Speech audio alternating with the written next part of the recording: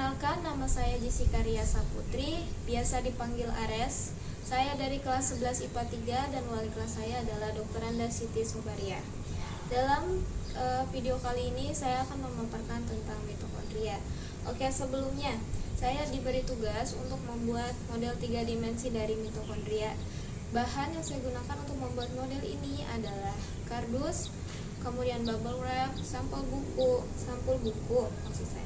Kemudian ada plastisin, kemudian kain flanel lem uhu, dan juga alatnya yang saya gunakan adalah gunting, kuas, penggaris, dan spidol.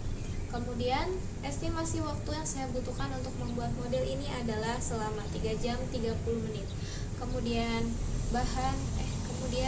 biaya yang saya perlukan untuk membuat model 3 dimensi ini adalah sebanyak Rp10.000, yang mana saya gunakan untuk membeli plastisin dan juga lem buku.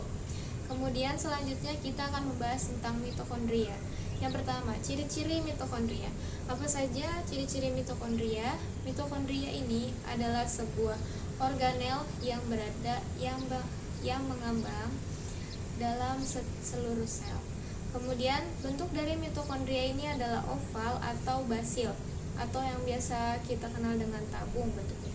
Kemudian dalam suatu waktu mitokondria ini dapat membesar ataupun dapat bergabung dengan mitokondria lain jika diperlukan. Mitokondria ini dapat ditemukan banyak di antara sel-sel otot dan juga sel-sel di dalam otak. Kenapa bisa begitu? Kita lanjut ke fungsinya. Oke, fungsi dari mitokondria. Fungsi utama dari mitokondria adalah untuk memproduksi suatu energi kimia yang kita kenal dengan adenosin trifosfat atau ATP yang digunakan untuk aktivitas sel. Oke. Kemudian kenapa mitokondria dapat banyak kita temukan di dalam otot, sel-sel otot dan juga sel-sel otak? Karena sel-sel otot dan sel-sel otak memerlukan banyak energi, dan energi itu dihasilkan dari mitokondria, yaitu adenosin trifosfat atau ATP. Kemudian fungsi lain dari mitokondria adalah mengawasi kematian sel. Jadi mitokondria ini berfungsi untuk mengawasi sel mana yang seharusnya dihancurkan. Kemudian mitokondria ini dalam sewaktu-waktu juga dapat menghasilkan panas dari dalam tubuh. Mitokondria menghasilkan panas di dalam suatu proses yang bernama kebocoran protein. Oke. Kemudian fungsi lain dari mitokondria adalah untuk mengikat kalsium. Jadi dalam suatu waktu kalsium masuk ke dalam mitokondria, kemudian diikat dan ditahan oleh mitokondria dan akan dilepaskan ketika kalsium diperlukan oleh sel. Kemudian kita berlanjut ke fakta unik dari mitokondria.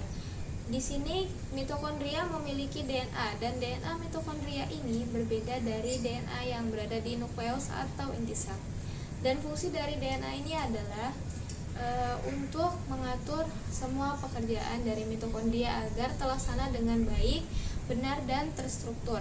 Apabila DNA ini mengalami disfungsi ataupun mengalami mutasi, itu akan berakibat sangat fatal dengan cara kerja mitokondria. Hal itu bisa membuat mitokondria menghasilkan lebih banyak ROS atau suatu jenis radikal yang sangat berbahaya apabila terproduksi secara berlebihan dan juga tidak disintesis atau tidak dihancurkan. Kemudian fakta unik dari DNA mitokondria yang lain adalah DNA ini menurut para ilmuwan mirip sekali dengan DNA bakteri. Jadi para ilmuwan ada beberapa yang menyimpulkan bahwa pada zaman dahulu mitokondria ini sebenarnya bakteri yang bersimbiosis dengan sel-sel manusia atau sel-sel hewan ataupun sel-sel tumbuhan. Kemudian ada penyakit yang dapat terjadi atau timbul jika mitokondria ini mengalami disfungsi. Yang pertama adalah penyakit skizofrenia, kemudian penyakit skizofrenia pertama, kemudian ada penyakit autisme, kemudian ada penyakit pikun. Oh iya, satu lagi Fakta unik dari mitokondria satu lagi. Mitokondria ini dalam prosesnya menghasilkan ROS yang tadi saya bahas, dan ROS ini dapat menghancurkan DNA dari mitokondria atau bagian-bagian lain dari mitokondria. Dan semakin banyak ROS semakin lama secara berangsur-angsur ROS ini dapat terproduksi semakin banyak, dan hal itu dapat menyebabkan disfungsi mitokondria dan mengakibatkan beberapa gejala pembunuhan. Jadi mitokondria juga berperan dalam pembunuhan manusia, hewan, maupun binatang. Sekian pembahasan dari saya. Wassalamualaikum warahmatullahi wabarakatuh. Apabila ada kalimat atau kata yang tidak begitu terima kasih banyak.